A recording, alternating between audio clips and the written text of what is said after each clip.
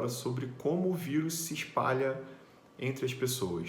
Bom, primeiro de tudo, a gente entender um pouquinho sobre a dinâmica viral. A dinâmica viral geralmente se coloca como uma possibilidade de disseminação através de gotículas e através dos aerosóis. A diferença entre elas basicamente seria peso, tamanho dessas partículas. A gotícula é mais pesada, por isso quando excretada pelo meu nariz e pela minha boca, geralmente elas caem sobre as superfícies e contaminam superfícies. Quando ela é sob a forma de aerosol, ela pode ficar um pouco mais em suspensão, e aí existem alguns estudos que mostram que ela fica de 1 a 3 horas em suspensão em determinadas áreas com melhores condições para que esse vírus permaneça. Áreas essas que têm um controle de temperatura, geralmente de 21 a 23, 24 graus, e uma umidade relativa do ar em torno de 40%.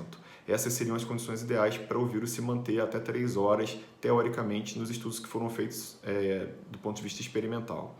Bom, o que é importante a gente entender a partir do momento que a gente tem duas possibilidades, tanto a aerosolização quanto a emissão de gotículas. A gente pode excretar essas duas formas através da tosse, do espirro e da fala. A tosse, o espirro e a fala, principalmente na proximidade e com não uso dos equipamentos de proteção individual, e aí leia-se principalmente as máscaras, que podem ser a N95 no profissional de saúde, as máscaras cirúrgicas ou mesmo as máscaras de pano, que servem como barreira, de novo, por isso é muito importante a utilização da máscara. A gente consegue sim diminuir a chance de contaminação e de transmissão para o doente e para aquele paciente que precisa se proteger. Bom, com relação ao contato direto, a gente acabou de conversar no outro vídeo que eu postei mais cedo sobre o contato próximo. Esse sim acaba sendo de maior risco. Por quê? Porque o contato próximo vai ter muito mais risco de transmissão se ele se expor a essas partículas, principalmente a menos de 2 metros, e lá, como eu defini com vocês, pelo menos 15 minutos a menos de 2 metros sem equipamento de proteção individual, por isso que todo mundo tem que usar equipamento de proteção individual, todos precisamos usar a máscara, de novo. Bom, o que a gente também sabe é que o uso, para que a gente reforce bem isso, gente, e não fique com dúvida, o uso das máscaras em ambientes públicos é fundamental. Então, se você precisa voltar ao trabalho, é muito importante que você mantenha o uso das máscaras. Bom, com relação à contaminação ambiental, a gente precisa discutir que, primeiro de tudo, a gente vê presença do RNA viral e, é claro, se a gente colocar esse RNA viral, essa partícula, em cultura viral, a gente vai ter certeza que ele ainda é infectante, mas a gente não está conseguindo fazer cultura de todo o material encontrado em superfície, então esse é o problema. A gente acredita que é infectante, por isso que esses estudos mostram que agora a hora é de ter cuidado, porque a gente não vai conseguir confirmar se aquela partícula encontrada naquela superfície vai ser capaz de causar doença ou não, porque a gente não vai conseguir fazer a cultura desse vírus por agora, a gente não está conseguindo nem testar, nem fazer o teste rápido e às vezes nem fazer mesmo o RT-PCR, quem dirá a cultura viral. Mas existem outros modos de transmissão que a gente precisa discutir um pouquinho aqui. Um modo de transmissão que a gente precisa ter bastante atenção é com relação à possibilidade da transmissão fecal-oral.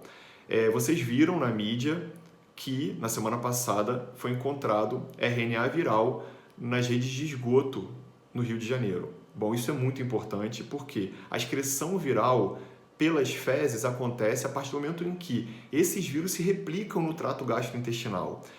No trato gastrointestinal existem também células com receptores ECA2 e esses receptores também referenciam as queixas de diarreia que vão fazer com que esses indivíduos excretem como transmissão fecal-oral possível. Isso ainda não foi confirmada, mas ainda é um outro modelo experimental de pesquisa que precisa ser feito para a gente ter certeza que a transmissão fecal-oral não é capaz de transmitir.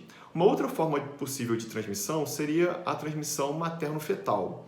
Essa transmissão também não foi comprovada até agora, existem alguns estudos, um estudo chinês com N pequenos até agora, pelo menos os que eu já li, não mostram transmissibilidade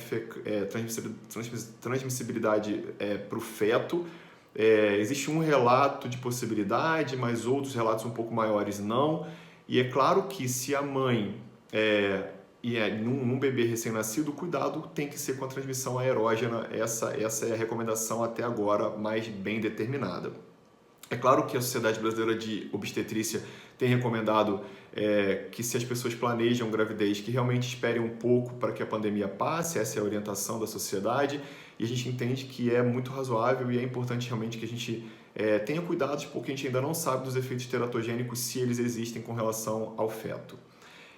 Existem, claro, uma medida bastante importante que é a questão da quarentena para os contatos próximos, que a gente discutiu um pouco antes, justamente, primeiro, porque a gente não sabe por quanto tempo que todas essas pessoas farão a excreção viral. Isso é uma grande discussão. Por quê? Porque pacientes assintomáticos podem mesmo assim fazer transmissibilidade desse vírus. Um outro ponto que eu queria discutir com vocês é com relação a qual é o período que esse indivíduo doente, ou mesmo assintomático, vai mais transmitir. Se a gente entende que a gente vai discutir isso em vídeos posteriores, mas se a gente entende que a primeira fase, ou seja, a primeira semana da doença, é quando existe uma replicação viral maior, teoricamente, nessa replicação viral maior, é quando a gente está excretando mais vírus. Então, na primeira semana, a gente tem uma possibilidade de excreção viral provavelmente maior, é o que os estudos vêm dizendo. Então, a alta transmissibilidade do SARS-CoV-2 acontece mais na primeira semana de doença. O que a gente também entende é que, e os estudos têm mostrado, é que idosos, talvez pela imunossenescência, pelo envelhecimento do sistema imune, fazem com que as cargas virais dessa faixa etária seja maior. E aí, por isso, talvez esses indivíduos sejam mais suscetíveis a doenças e às suas formas mais graves, fazendo com que a carga viral seja, sim, um modelo de explicação para que esses indivíduos façam doenças mais importantes. Então é muito interessante e muito importante que a gente entenda que na apresentação da doença talvez seja o momento em que o indivíduo mais transmite. Uma outra questão que eu acho que também é bastante interessante, e aí voltando para aquela discussão que a gente teve inicialmente sobre aerosolização e gotículas respiratórias, o quanto que a gente emite isso com relação à tosse, ao espirro e à própria fala, é que no sarampo e na catapora, o R0, que é justamente aquela chance de transmitir para outras pessoas, para contatos próximos, a doença, ou a infecção melhor, a gente entende que o R0 da catapora, por exemplo, e da varicela e do sarampo, ela pode chegar a 15, ou seja, uma pessoa transmite para 15.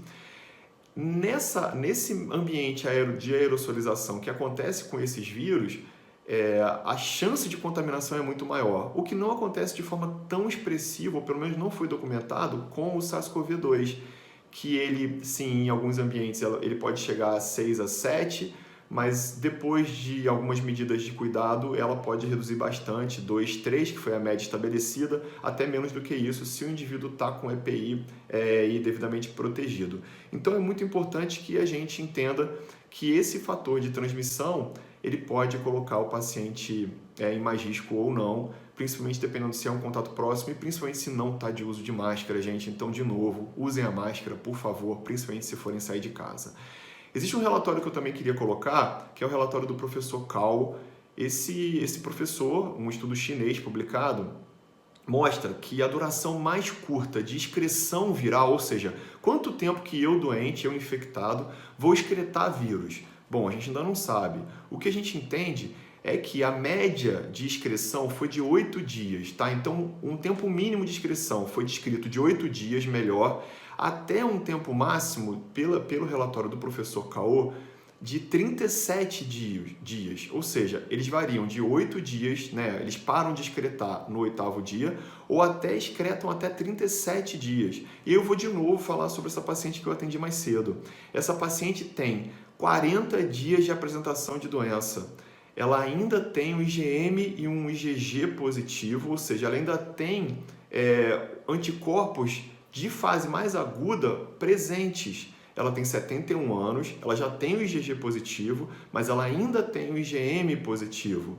Isso é comum? Não, isso não é comum. Por quê? Porque geralmente o IgG substitui o IgM, vem junto e ele fica enquanto o IgG de sustentação, neutralizante, e o IgM cai. Ela, depois de 40 dias de doença, ainda tem IgM positivo, e o que a gente vai tentar é fazer o swab para saber se ainda ela, depois de 40 dias de doença, ainda excreta o vírus. Então, gente, por favor, mesmo você que já esteve doente, que já foi confirmado com a doença, é importante que você use máscara, é importante que ao sair você fique de máscara. Esse é o meu pedido, fiquem com Deus, se cuidem, até o próximo vídeo.